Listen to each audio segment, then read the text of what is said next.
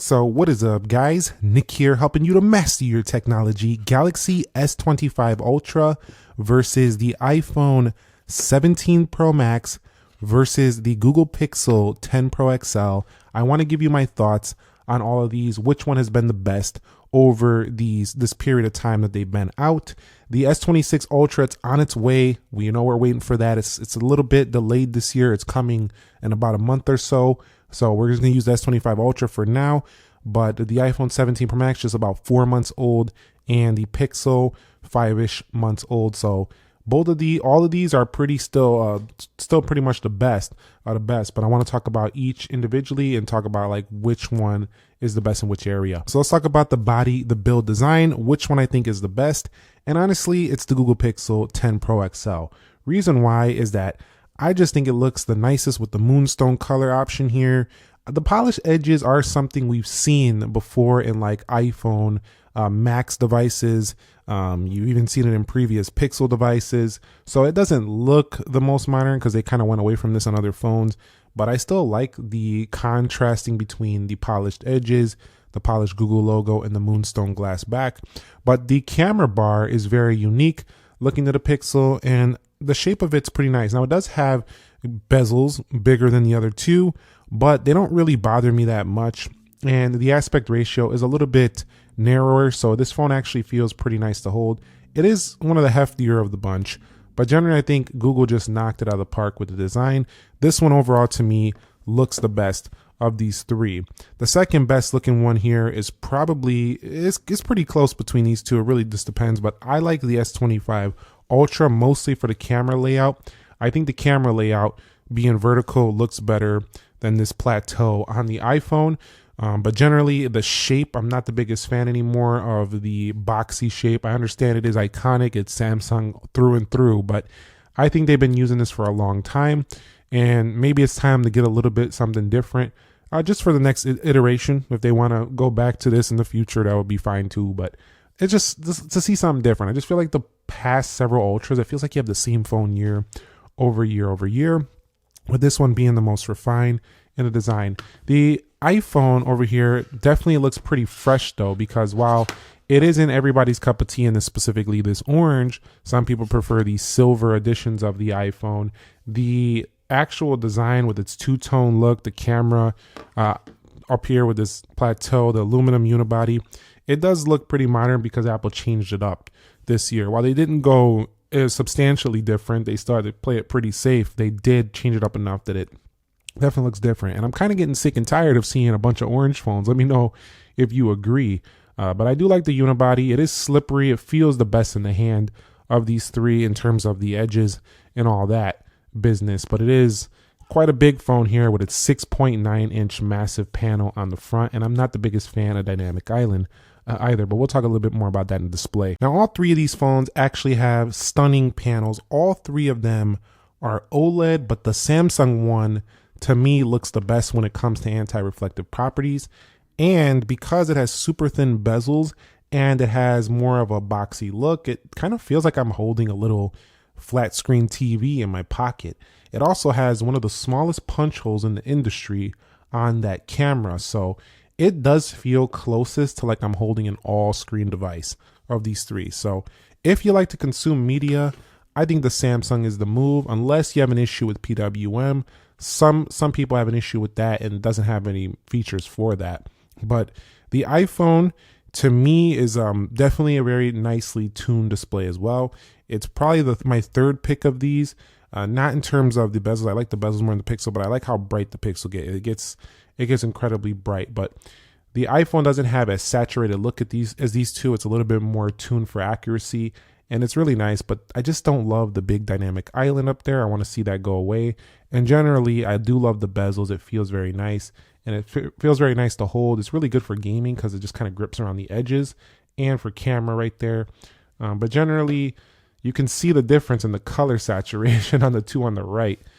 The Pixel, to me, has probably the worst bezels. Let's go back to that blue a little bit. We can see a little bit better. The Pixel has the worst bezels right here. They're a little bit too big, and that punch hole camera is bigger than the Samsung. It does stick out a little bit more, but not quite as much as Dynamic Island. Pixel should probably upgrade to a thinner bezel display, maybe slightly larger to get closer to those. But it is very bright, and unlike previous Pixels, it's a lot better than those used to be overall. Other aspects of the displays, the Google Pixel actually looks very sharp in the text, even sharper than the iPhone. The Samsung pretty similarly sharp to the Pixel over here. So you get really, really sharp text when you are reading stuff. You can really see the resolution is extremely high on these two on the right, over here on the left on the Samsung. The iPhone's still sticking with that 458 pixels per inch, aka the same sharpness they've had for several years. So the iPhone just kind of, they do thin out the bezels, they get it brighter, they get it bigger, but they still haven't seemed to make their display higher resolution. It is ProMotion, so it is very smooth to scroll and stuff like that, but it kind of feels like they use the same standard every year with just slight increases in size and brightness and stuff of that sort. It also doesn't take any advantage of the display, so I have to give this to the Google Pixel and the Samsung being the number one when it comes to taking advantage of the display, as it does have not only split screen modes, but it does have pop view and other things as well. So pure quality, I think overall Samsung wins. Pixel and iPhone pretty close, with Pixel having some advantages and iPhone having some other advantages, like sharper display on the Pixel, but bigger and thinner bezels on the iPhone. So really the Samsung's the king here, I think. Now, when it comes to the software, I personally like the Samsung when it comes to feature set. I think it is the most well-rounded phone here when it comes to all the features you get. It kind of gives you everything those two give you and more, but it's also, to me, the least minimalist of these three. So if you like a little more of a clean look, I think both of these are better than the Samsung. But generally, the Samsung gives you, I would say, the phone that's going to keep you most entertained long term. But at the same time, if you like a more less feature rich, just kind of blends into the background of your life type of phone, I think the Pixel and the iPhone do that better. But for those of you who are like, nah, bro, I'm paying over $1,000. I want like the best of the best. I want all the features in the kitchen sink. That's the Samsung. The iPhone, to me, does it really well in that you don't really have to think much when using this phone. It really is a appliance-like product day to day. It just kind of blends in. You know, the applications work. You know where App Library is. You know the widgets. You know, all you got to do is hit edit up here to customize. There's not much going on. You know, iOS gets its frequent updates, but the Pixel is giving you kind of that iPhone-like experience with more of a Google take on it, giving you that smooth, not too much going on stuff here. But really, I love the Pixel for its easy to use and very optimized Google nature. You know, Gemini key integrated on Samsung as well, but the integration of the hardware and software here is very, very good on the Pixel. The camera, the AI features and stuff. And I just, for when you're using Google services, there's no better choice than the Pixel. It is just the best Google experience, hands down. Of course, it is a Google phone, but really, if you're invested into the Google ecosystem, just get the Pixel. It is the best of the three. If you're invested into kind of like, you like playing with Android, but you also like Google stuff, I think Samsung's the best. But if you like, you know, you don't like Android much at all, we already know the option here. iPhone gets the most fastest updates, Pixel right there with it, and Samsung a little bit more fragmented, but still offers them up every month. Performance-wise, we already did the test, and you've seen that the Samsung was winning, and that's funny because the Samsung is already a year old, and it's gonna have the S26 Ultra coming out, and it's already still beating these phones right here, especially in 3D Mark testing. So if you do want to get, you know, the fastest phone of these three, I think the Samsung feels the fastest, and then we have followed by the iPhone and then the Pixel. The Pixel is behind in the performance department. It didn't even launch 3D Mark, funny enough. We were just talking about that, but the Pixel is way behind when it comes to the chipset. But in the actual AI stuff, the Pixel is the number one leader here, meaning that, you know, the chip is actually built AI up. So everything, if you really use AI features like heavy, just get the Pixel. This one does it the best.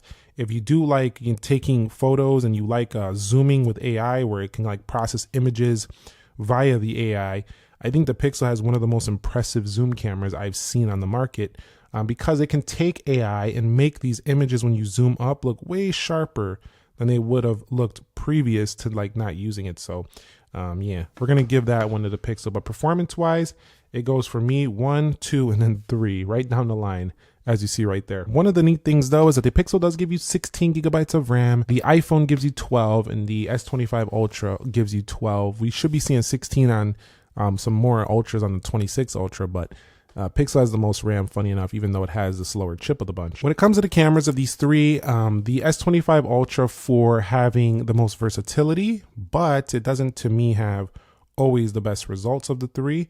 It does have a ton of awesome features though. If you love tweaking your photos to your liking, the Ultra to me is the move. It's all built right into the camera, expert RAW, log modes, pro video, you name it, dual recording, it's all here.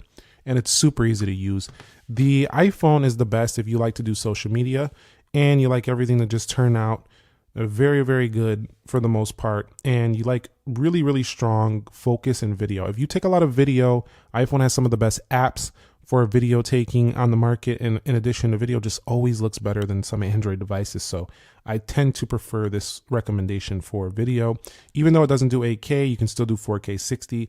You can do log recording. You can do really high quality slow motion as well. And then that front facing camera absolutely wins against both of these, as it does have a super ultra wide setup there for the iPhone. So to me, iPhone wins on video and front facing. Pixel wins for photography in general, because it does do this processing that these two just can't match. So when you go ahead and take the photo, it does do a little bit of processing, but it tends to give you an image that looks a bit better at all times. You know, it's just, to me, a smarter camera than those two. You can do night shift, you can do panoramic, and the zooming is out of this world with that AI zooming. It really is. I've tried it out and I couldn't believe what I was seeing. Some of the images, like you zoom in and it's like, how did it even do that? Like, it looks horrible when you're first tapping it, but then it processes and it's like, whoa, that was insane. So definitely, I love this one for the zooming. But in terms of the photography, I'd go Pixel. I'd go Samsung for versatility and all the features you need, kind of does it all at once. And if I'm really heavy on social media and front-facing group photos, I'm going with the iPhone. Speakers, the Pixel sounded the loudest actually of these three. Actually the iPhone a little bit, but it was Pixel, iPhone by slightly, and then Samsung last. But Samsung does have Dolby Vision, so it sounds pretty good. Anyway you go, they all have really good stereo speakers, so it's not really a huge discussion. What is a huge discussion is battery life. To me, the iPhone has the best battery life here, but only a little bit over the Pixel. The Pixel is also very strong in this department. Both of these two are my favorite here. They both have really good standby time, and the Pixel has this cool feature where it adapts to your usage, and it really does actually get better as you use the phone. So it will actually kind of pay attention to what you're doing, and it will give you incredible battery life. So Pixel, to me, super strong for an Android device. The iPhone just has been so good though. It's really hard to beat, but it has been beaten already by like OnePlus 15, Honor Magic 8 Pro, you know, the Chinese phones with the silicon carbon batteries. They've been beating all of these, but and we're talking about these here today. And the Pixel is really strong, but the Samsung, it's not even in the conversation between these two. It really isn't. The 5,000 milliamp running on this huge phone with this software, to me, it just doesn't last as long. Does it last long enough? Does it get through a day? The answer is yes. But when I'm talking about lasting, I'm talking about these two going to the next day with extended hours, like an extra 2 or 3, 4. So this one, to me, they need to upgrade the battery life. It's just not close to these two in my actual experience.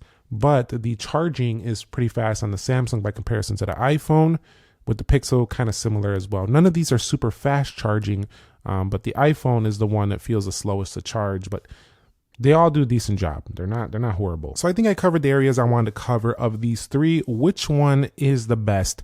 And the honest truth is none of them is the best over the others, because they have different things they do better. A lot of people just dismiss the Pixel, especially tech fans and power users, because of the CPU, and that makes sense. But you would just be dismissing a lot of things, like its beautiful looks and design, its really nice, simple Google software, and its camera. It's really good camera.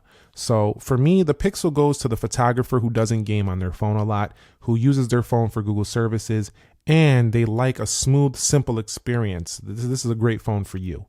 You'll be very happy. Pixels also tend to run good years down the line, as Google gives a lot of attention to these devices.